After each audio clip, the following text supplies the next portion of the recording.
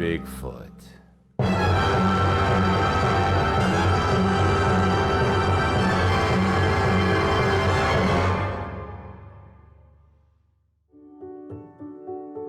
Well, I guess you could say I'm a curious person. I've traveled all over the place, searching for the unknown and the bizarre. I've owned the Daffodil House for approximately 15 years now. I come from the streets of the Bronx in New York. This was just the last thing I'd ever imagine I'd be doing. People come from all over the world to stay here. And there have been some strange goings on.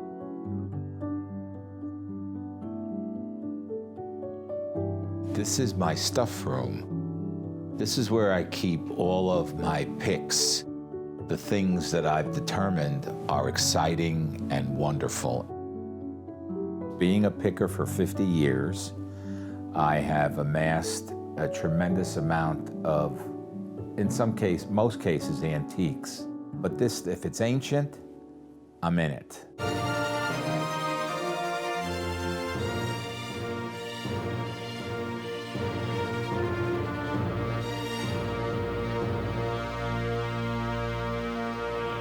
That baby looks like a UFO. Come on, you're talking to me. Hey, I know my UFOs, okay? Even a picker sometimes can be just, you're taken back that somebody would actually allow that to leave their person because it's junk to them.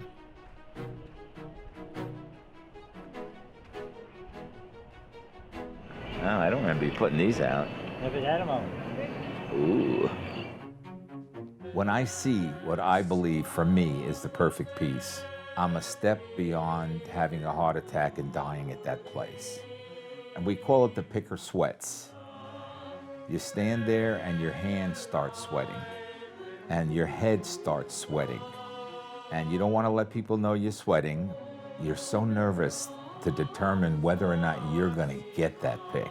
And I want them to understand that I think that their thing is wonderful and I want it. And you wouldn't believe some of the stuff that I picked. This is my original Rode guitar case from the Bee Gees. This is my Harry Houdini death certificate. This is my Asian jade ship. This is the first residential elevator in the state of Florida. This is my burial urn with the original occupants inside there. I don't know who this is. I would say that everything that I have has a story. And you know, not all of it comes from the flea market. This is a depiction of Mary, and she comes from a church in Costa Rica, right by where this sacred water is. So you could actually go there and go to the water itself and fill up your plastic Marys. I've been going to Costa Rica for about 43 years. The early days, I was a guide into the jungles of Costa Rica. You have monkeys. You have every bird known to mankind. You have fruits. You have things that are there that you never would encounter in any other place, maybe in the world. I'm also curious about what the locals call ovnis, flying objects that we know as UFOs. I see things in the sky. I can't tell what they are, but they don't act right.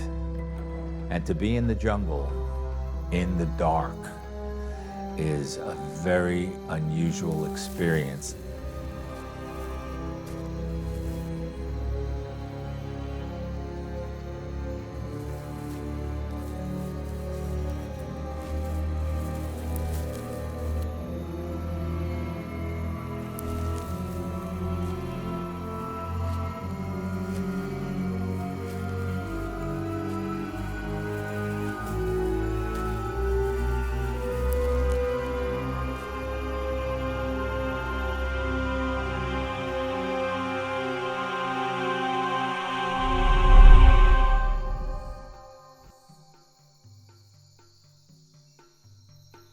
But of course, there are many other anomalous things in this very varied country. As far as Bigfoot, it's an anomalous subject, and I've always been interested in anomalous subjects. So as long as I heard that this existed, I was interested in it from the day one. I'm searching for answers to questions like UFO, for instance. You know, where do they come from? Why are they here?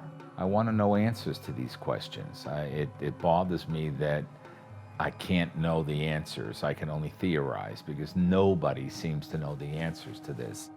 So it keeps you excited, and you constantly want to keep your mind open to looking for more. Most people just have a hard time believing in things they can't see. I don't have that issue. You know, I don't have to go to Costa Rica to find these anomalous entities. Now, the ancient knowledge of windows and mirrors, Nostradamus, Socrates, Aristotle, Stephen Hawking, they knew, all of them, that there were other dimensions. This house is a pure example of other dimensions. We know that the mirrors house others. They are aware of me, specifically me, and they know my name.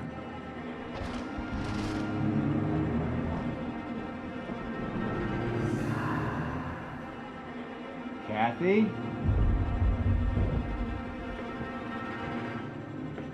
Kathy?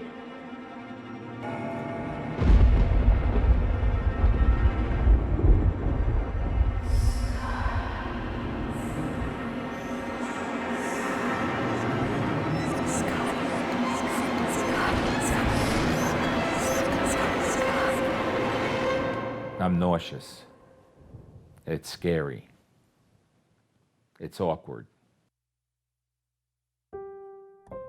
My wife, if she thought that this place was a negative place, we would have sold it a long time ago. So she thinks that I'm a nutty guy. I'm different than others that she's met.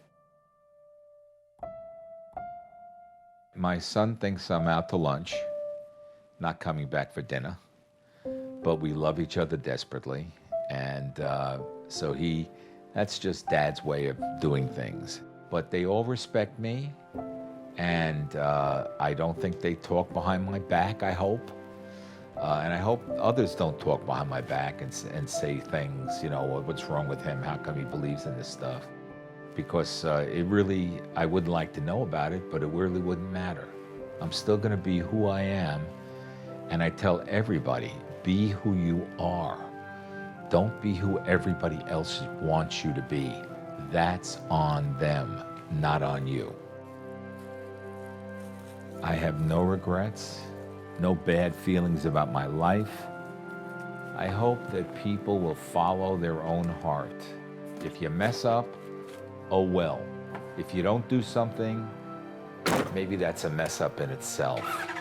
So let yourself go, follow your heart, and it'll lead you into places that maybe you never imagined you'd be in. And don't be scared about it. Be excited about it. I will never retire from searching for the unknown. Never. I haven't even started.